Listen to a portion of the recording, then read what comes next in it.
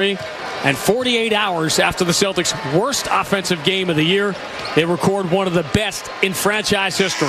The clock hits triple zeros as the Celtics bludgeon the Brooklyn Nets. The final score, Boston 148, Brooklyn 111. In the third quarter, they opened up a 26-point lead, and they never looked back. And, quite frankly, I don't know if the Brooklyn Nets actually showed up after halftime. I think they might have sent a few of us out there. Couple of the people that were like, hey, I can play a little ball. It was bad. It was bad. The Brooklyn Nets are bad. But I don't want to take away anything from the Celtics tonight, who played hard. They didn't play any defense, but they scored a lot of points. And Nikola Vucevic, player of the night tonight, 28 points off the bench. They needed it. He did a little pick and roll action, cut to the basket, followed up on rebound shots. He was doing it all. Jaylen Brown would go to the post, go to into the paint, kick it out to Vucevic. It was almost as if they designed tonight to be about Vucevic. Vooch. 28 points, 9 of 13, 11 rebounds, 4 assists. Hit a couple of threes, too. He's got a good shot.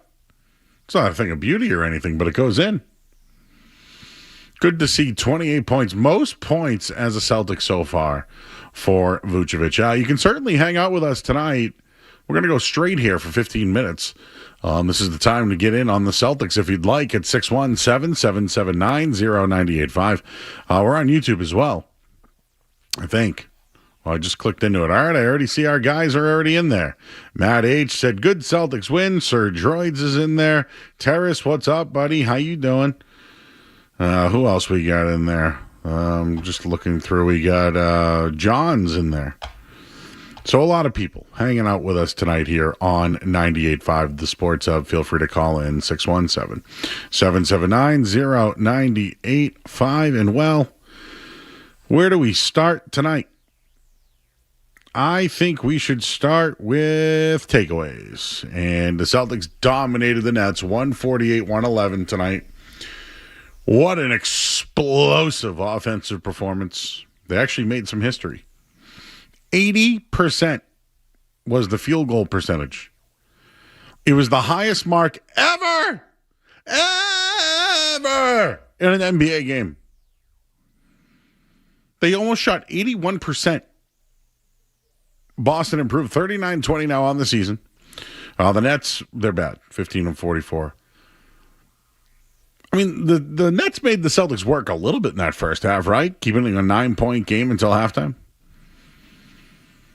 They've always played Boston tough this year, right? Remember they beat them in the NBA Cup there?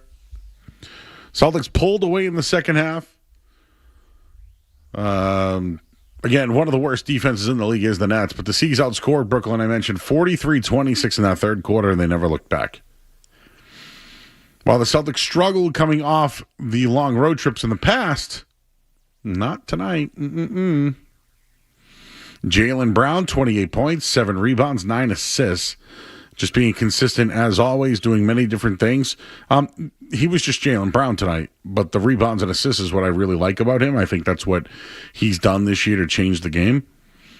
Vucevic, though, 28 and 11. What a huge night. 6 different Celtics scored in double figures. Michael Porter Jr. had 18 for the Nets. Danny Wolf, 16. We know about the Celtics playing the 76ers on Sunday. We'll break that down coming up in a bit. But the shot making tonight, they shot, 84 points the other night to Denver. That's a season low. But tonight, C's finished 52 of 78 from the field. Went 22 of 34 from 3. That is good. Joe Math, so 22, 34. So 34 divided by 22, we got the 6, you got the 65%. They shot 65% from 3. They scored 148 points. That's good. But Vucevic's breakout game tonight, impressive. 10 points in the first quarter. Added 4 assists. Shot 9 of 13 from the field. 3 for 3 from downtown. 7 of 7 from the free throw line. 25 minutes. Bing bop, boom, boom, boom, bop, bam. So what's going on Sunday now? Plenty of speculation. Could Jayson Tatum make his return? It's been 41 weeks. Played for Maine. He's doing the G League stuff. He's been practicing 5-on-5. He didn't confirm or deny his return. Skaz and I will be in the house. I'm excited. What do you think, Skaz? Should we roll the dice? I like rolling the dice, Joe. It'd be a great night for him to come back. Absolutely. A little Sunday night rivalry. 8 p.m. Mike Tirico in the building. Grandy and Max. Joe Murray. Yeah, Skaz. Why not? Hooch. Hooch will be there. Everyone will be there. Just getting back to tonight quickly. Did you hear what I mentioned? That they broke an NBA, something that's never been done before in the NBA. Effective field goal percentage tonight, 80.8. It's the highest mark ever in an NBA game. And they made 67% of their field goal attempts, so that's just unconscious. They're unconscious. 22 of 34 from beyond the arc, 65% basically. It's, I don't know, you can't guard that. Like the three-pointers you go 22 of 34. Joe Math, 65%? Pretty good. Pretty good. Yeah, you hit 22 3 times 22. That'd be 66 points off of threes, right? Yes. Almost hit the over with that, Joe. I get it. Brooklyn stinks, but that's good. Dude, their lowest point performance the other night against Denver at 84 points. So they followed up with it tonight with a season high field goal percentage, 3-point percentage. They had season high in assists, 37-point blowout. Can you remember? Well, they beat teams by 40 before, right? If I can recall. I just think it's a good sign when you bounce back after maybe your worst offensive game of the season to then do that. That's what a good team does. That's what a winning team does. And, there's a lot of things about the Celtics. They are a winning good team this year, but that just, checks another box. That first home game after a road trip can be tough, especially, Denver. And they come out and it wasn't the prettiest, start right out to jump, but I don't know, 5-6 minutes into the game, they flipped a switch and see you later. And then they really got rolling when they 35-7 run or whatever it was there. Brooklyn stinks. Not great. Saw Josh Minot out there tonight. Yeah, why not? Minot. Sad. Michael Porter Jr. didn't get traded. God, he must be pissed. He gets to do whatever he wants, though. Score, not pass. Do you know what I saw tonight from Jaylen Brown? He had a good. If you look at his line, he was great. 9 assists, 7 rebounds. He was not good against Denver. No, he was not. And they defended him well. Actually, really, they defended everybody else well, and he kind of just couldn't do anything. But dude, you ever here I am talking playground days. But you ever just throw it to somebody and then they just go off their back foot and just shoot? The Jokic. So there was a cross court pass to him and he faked to dribble and he just stepped backwards and then just waited in the air and shot it and it went in and I went, oh boy, he's having fun out there tonight. Looked easy tonight. Looked very easy. Yeah, and it was close early on. Kind of hard to give a lot of analysis of this game, but it was an ass kicking. Yeah, the Nets are bad. Not a good team. They play the Celtics hard, this season, but not a good team. I wonder if Joe Mazzulla tonight was like, all right, Vooch, this is your game tonight, man. We're going to get you going. We're going to try to get you going on the pick and roll. We're going to drive to the hoop and look for you. I want you to follow shots tonight. You're going to be our guy tonight. And he must have been like, Vooch. Okay, well, I'd never heard him speak. They tried to, Grandy tried to kind of ask Peyton Pritchard that, if that was the game plan going into the game, and a very professional Peyton Pritchard said, no, we didn't really force it to him. He gets open and gets the looks. So good. You get credit there. Yeah. No, they forced it to him, but he dominated, and that was what it was all about. I think it's good for a team to come, historically, when they come off road trips, they lose. And this would have been a team to look ahead to Philadelphia. They do it all the remember last year? They did it all the time. Last year they lost. Remember Dallas when they traded Luka? They got blown out by 20 or something, right? Every time they came home from a road trip, they would lose. So tonight, like, they must have just been, hey, guys, have some fun tonight. Roll out the balls. But on Sunday, you're playing defense. They didn't play defense tonight. Not a lot of defense tonight. I don't even know if they, like, got into the... Derek White played a little defense. Well, Kate, a little defense. Outside of that, not really. He used to pull up the shorts, slap the floor. Oh, the slap. That's a real hardo move. I do hand... I'd put the hand in the face. Anybody watching on YouTube, I get my, put my hand in the face. Man ball, Joe. Oh, ball man. I still do that in my life. I told you. But here we go. Where we going? Ball man. There was not a lot of ball man tonight. No, certainly not. There was no screen, box out. No. It was roll the balls out there and just kick their ass. And that's exactly what happened tonight. I don't know, man. Any other real takeaways from this one? And all we're gonna do now is every night. When's Jayson Tatum coming back? When's Jayson Tatum coming back? Now I'm getting people pissed off that he's ready to play, but he won't come back. I don't know where I stand on it anymore. I would like the Celtics to have a playoff scaz for us to be able to give analysis after games. I don't think that's going to be a problem, Joe. I know, but even if Tatum doesn't play... He's playing, Joe. No, but if he doesn't... He's playing. If he doesn't, we're going to just say, well, there's no Tatum. Right? It's going to get a pass. But the Celtics aren't going to say that. Well, based off what Bernie Lee said earlier today, no. Just going back, they scorched them. This is what I see here. Highest effective field goal percentage in history. They shot 67% from the field, 64 from three, 81 from the free throw line. That's not good. 148 points, season high. 38 assists, most in a game since 2022. Is that a championship team? Or was that a loss? That was 24, wasn't it? 22 lost, I think. Nobody likes that. Can you believe Brooklyn beat them in the NBA Cup this year? Joe, I'll be honest with you. I forgot the NBA Cup this year. I know that's, how dare I, but I had forgotten that Brooklyn beat them in the NBA Cup this year. What, the in-season tournament? Yeah. I mean, how could I forget something with such high stakes? Who won it? It's a great question, Joe. Was it New York? Maybe. I think it might have been the Knicks because they, celebrated. That feels like a Knicks thing to do. That's, the NBA's got a lot of problems. Tanking, lottery, salary cap, coaches, rookies, refs. they got a lot of problems. But just not something that I love seeing every night is these bad teams. Because tonight, the Brooklyn Nets were a bad team. You make the green look so good. Baylor Shireman kicking in tonight. Let me go over this box score with you. This was a thrashing. Hauser had 13 points. White, 12, but he kind of did everything else. 7 assists, 2 blocks. Jalen, 28 on the night, 7 rebounds, 9 assists. Awesome. Baylor Shireman, man. I've always liked him.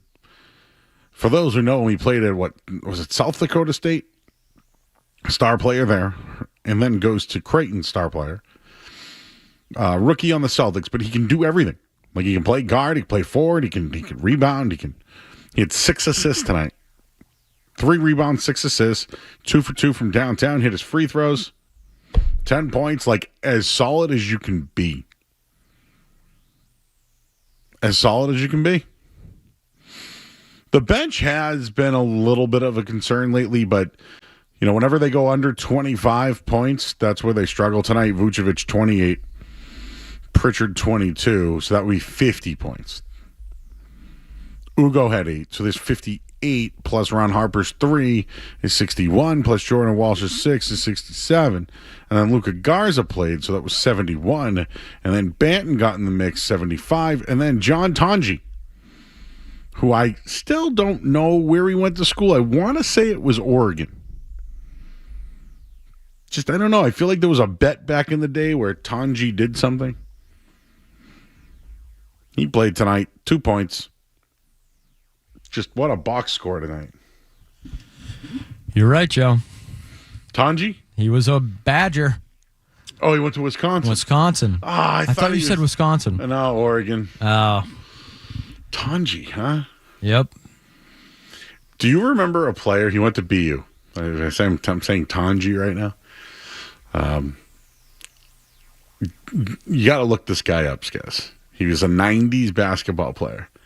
Tanji Awajobi. He played for BU, dude. He was like on ESPN every night. And he could dunk. He could do it all, but he played at BU. So it wasn't as if, He's the first player in New England college basketball history to record 2,000 points and 1,000 rebounds. Tanji Awajobi was a star. Yes, from Lagos. Went to Trinity in Manchester, New Hampshire High School, and then went to Boston University. Any NBA or overseas? He played overseas from 97 to 2012. That's a great career. Great career. He won the ULEB Cup, the Adriatic League, the Slovenian Cup. Wow. He was four-time first-team All-America East, and his number 12 was retired by the Terriers. He never played in the NBA. He was nasty. And I don't want to get sad, but Reggie Lewis was very good at Northeastern. Reggie was first. Then it was Tanji. Man, I just saw the name Tanji, so brought you back. Tanji Awajobi was awesome. I was a kid. I wanted his jersey, 12 from BU. Who's the best BU basketball player ever? It's got to be him or Kyrie's dad, right? Who actually? Should we look that up now?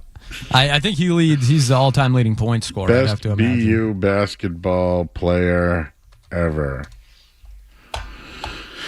AI's thinking. Tanji Awajobi, widely considered the best Boston University men's basketball player from 93 to 97. Man, I was in grade school, dude. I'll never forget. John Holland played there. Do you know that? I did not. Kyrie's dad. Dredrick. Say he was good. Tanji Awajobi. I got to see what he looks like again. Man, what a career. He's 52 right now. 6'7", 243, though. He would have played in this game. This league. Oh, he would, yeah. I don't know what his three-point percentage was, though. He was a former boxer, too. Do you know that? I wouldn't want to get in the ring with that No guy. way. He's huge. I can't believe he never played in the NBA. I'm upset about that. College stats. I bet you somebody... Wow, 20 points per game. He averaged 20 points per game and 10 rebounds for his career in college. I feel like no one gave him a shot. I hope Sean Grandy's listening right now. I hope you are, Sean. I hope he is. Oh, yeah, BU legend. right? Was he there of course. at the time? I don't know.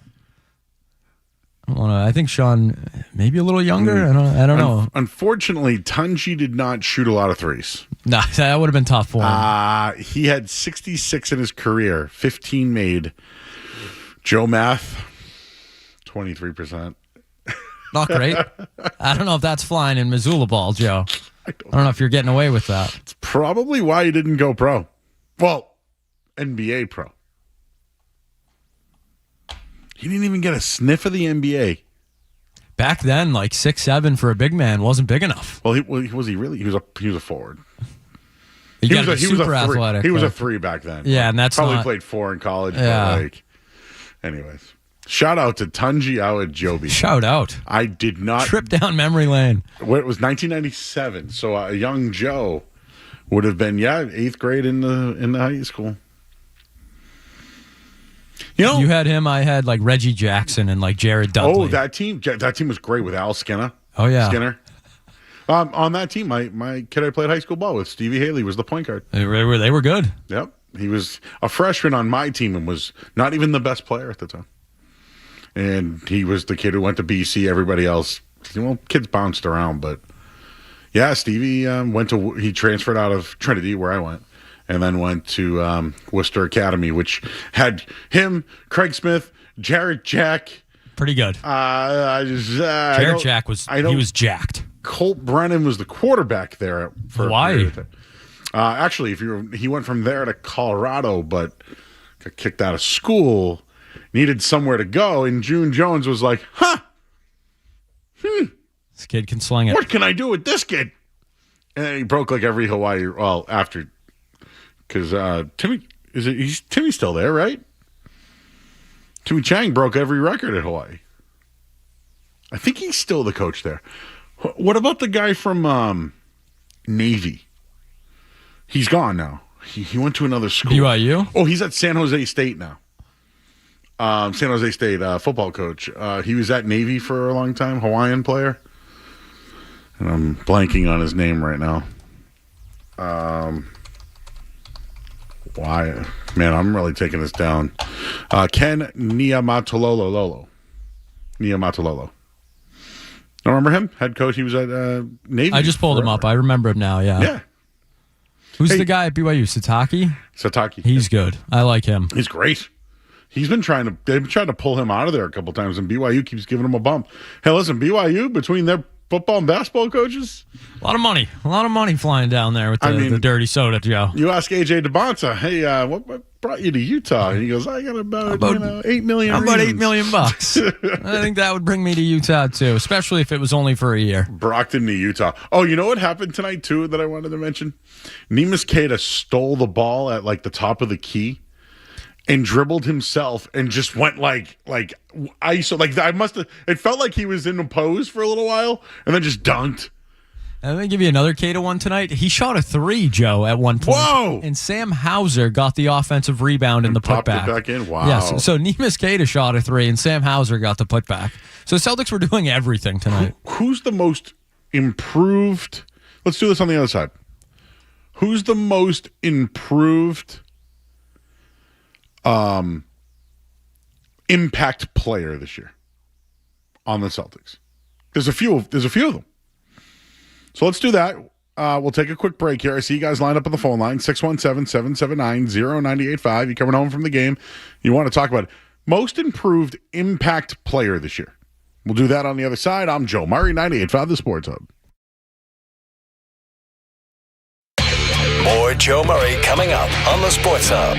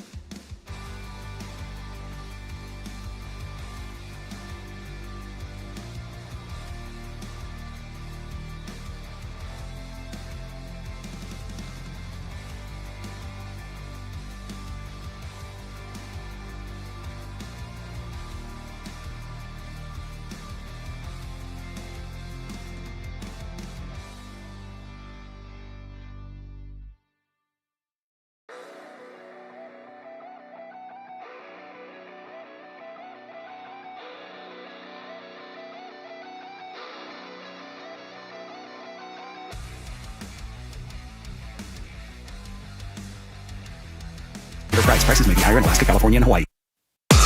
Around here, we call them the Joe Murray Pre-Party. It's Felger and Maz afternoons right now. Joe Murray on the Sports Hub. I posed the question. Posed it. The Celtics this year, we know who the starters are. We know who the contributors are.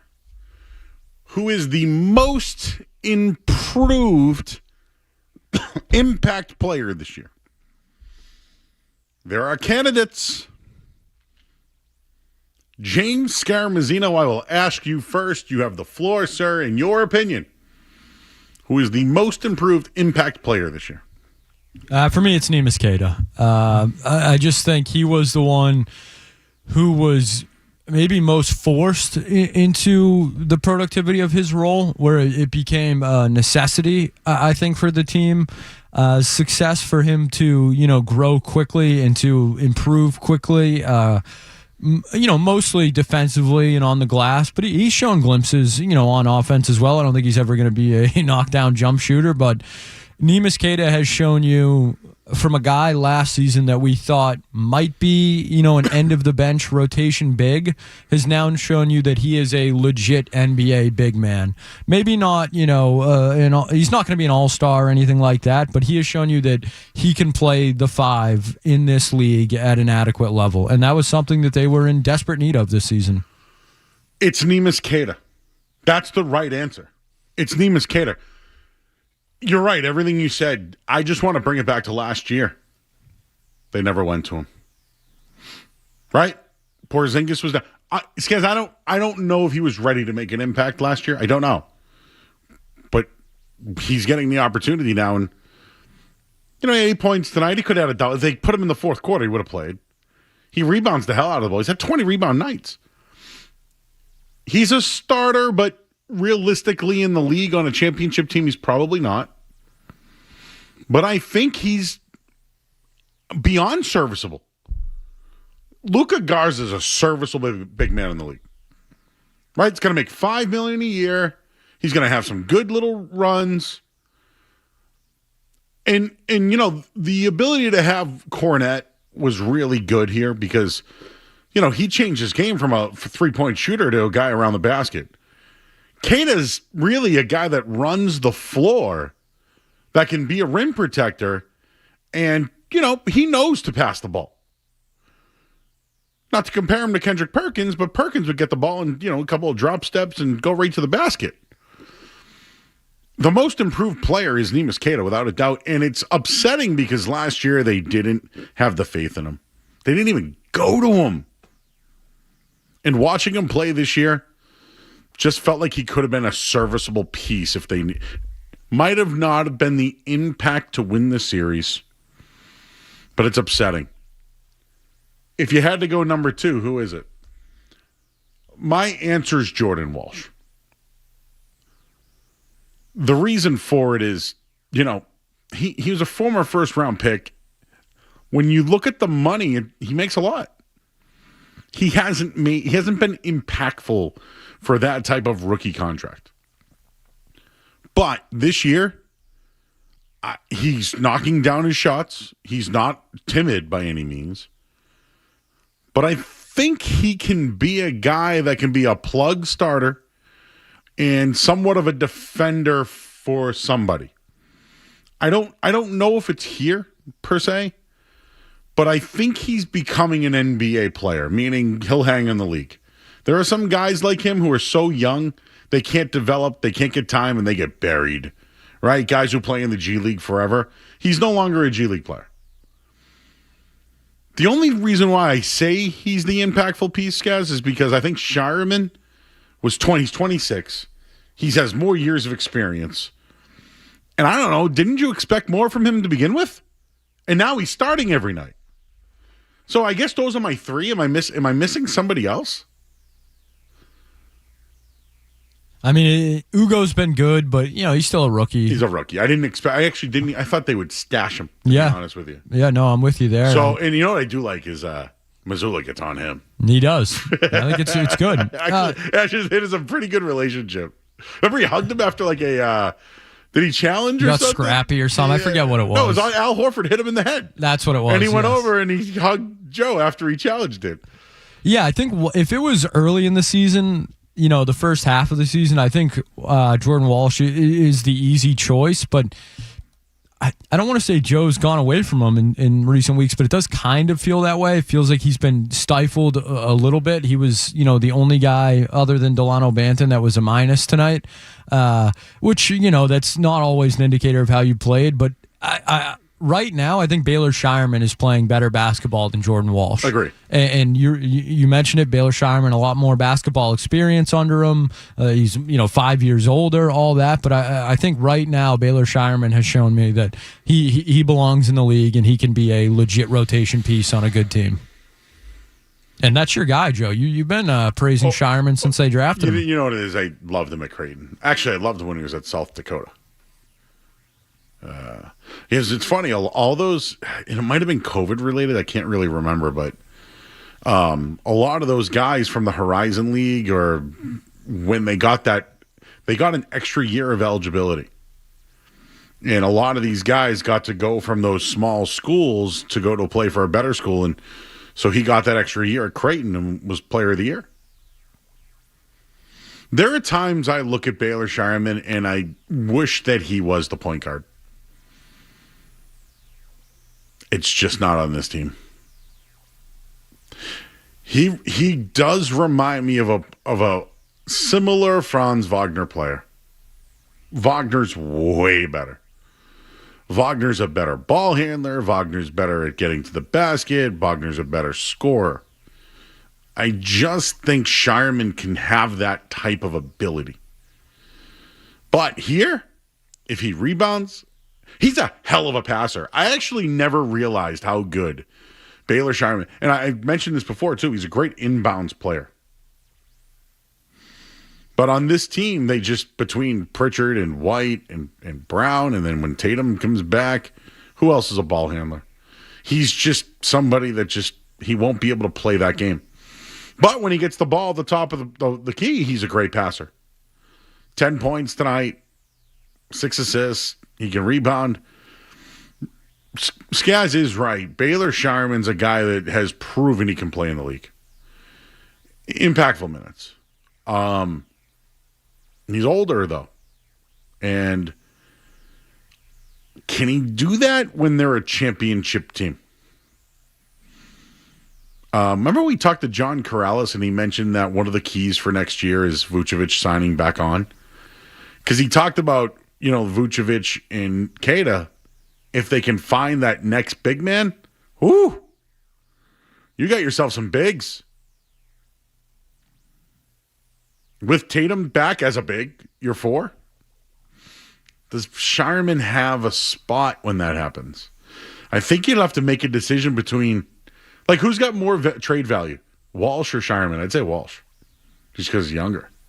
But Shireman's contract's less too, right? You're already trading one of them. That's already where you've gone. They're out of here. Haven't even seen them on the court with Tatum yet. They're gone. See you later. Well, one of them. One of them's got to be Joe, right? Ugo's a ball handler too. I keep forgetting. I'm thinking of guys. Joe, they don't have a ton of ball handlers. Well, Shireman should be one of them. He is. Sure. He's not an NBA. I mean, I think he can. Yeah, I'm not putting the ball in his hands in the playoffs right now. There's about 1.5, 2 guys on this roster I feel comfortable with. Pritchard. That's it. Tatum, yes. That's it. And only one of those guys is a real facilitator, and that would be Tatum. Brown's next. Yeah. There's your 4. If I had to go with another ball, it's Shireman. Unless it's Tanjay. Where's Amari? Let's get Amari up here. He can pass. Amari's yeah. He's had a couple. Yeah, Amari Williams. Amari Stoudemire, great player. Great player. Came out of high school as well. People are talking about wrestling in our chat tonight. Good wrestling talk. Elimination Chamber this weekend, right, Joe? Oh, is it? I don't know. I thought I saw that. It's. You should know that, not me, Joe. I know, dude. I really have been bad lately. Poor me. I work all day. I do Nesson. I do here. So pretty much when I come and see you guys, that's when I get all my info. 7 p.m. tomorrow, Joe, from Chicago United Center. This is great. I'm off the entire day. It'll be on Netflix starting at 7 p.m. Skaz, I'm thinking about getting an Italian poo-poo platter from Diorsi's tomorrow. Do you know what that is? Don't think about it, Joe. Do it. Do you know what it is? Tell me. Just what would you think is an Italian poo-poo platter? It's got to be meats, cheeses, breads, Chicken parm, eggplant, eggplant, little lasagna, meatballs, raviolis. Got to be some rolls in there. Tons of rolls with Beautiful. butter. Oh, you get your ziti. Am I missing a meat? Sausage? And it's just an Italian poo-poo platter. and in on that, They Joe. put the ziti in one plate, and then they put it all in the next. I ask for extra sauce because I really like the sauce. And then what I do is I heat the bread up in the microwave.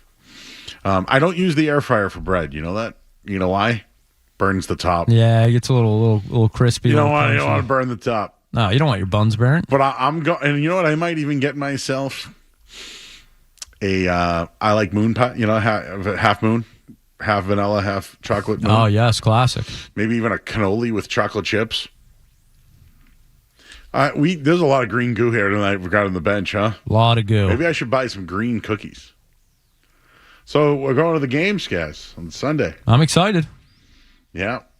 You're going to be nice near the floor. That's what they tell me. I'm going to be. So, dude, okay, we got a minute to go, right? The last game that I went to, I walked in and they go, "You going to the suite?" I go, "Yeah." I wasn't going to the suite.